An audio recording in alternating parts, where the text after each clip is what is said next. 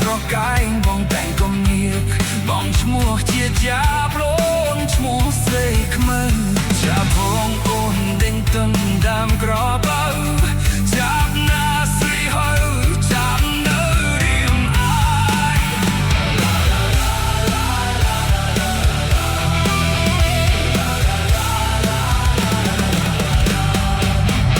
អូនជាបុប្ផានៃកោះជ័យទឹកជីចាប់កំសត់នៅកោះក្របាយអូនជាបុប្ផានៃកោះជ័យទឹកជីចាប់កំសត់នៅកោះក្របាយរូបបងកំលោះអូននៅមេម៉ាយ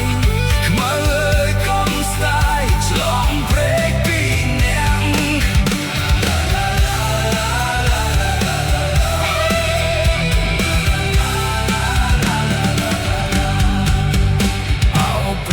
ជើងគោបងពោះស្រីខ្មៅហែលឆ្លងទឹកជ្រៅរហូតទឹករាក់អោព្រែជើងគោបងពោះស្រីខ្មៅហែលឆ្លងទឹកជ្រៅរហូតទឹករាក់សារាយរុំជើងបងប្រឹងសាស្រាក់បើអូនខ្លាចធ្លាក់អូនអោបកាបង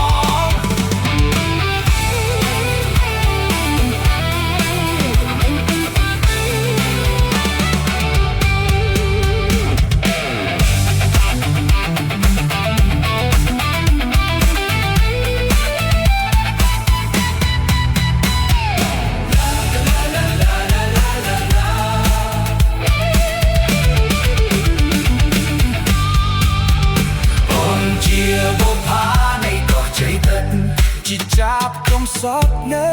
កោះក្របាយ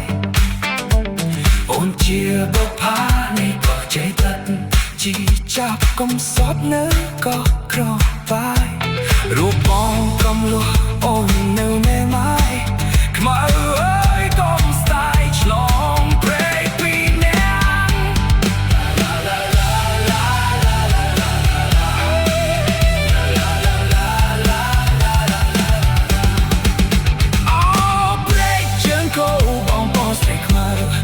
ឆ្លងទឹកជ្រៅ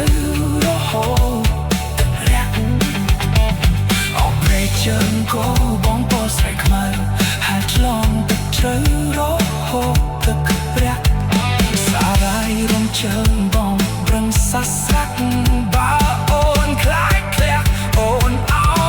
បកាបង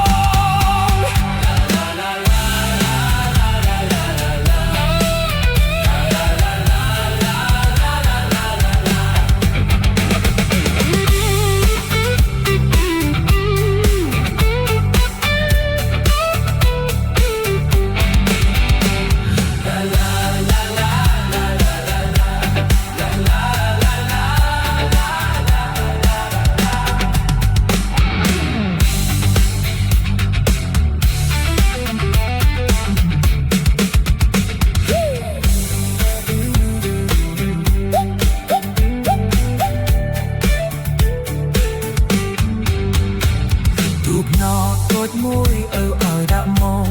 ដាក់រួយអ៊ំឆ្លងទៅកោះជ័យទឹក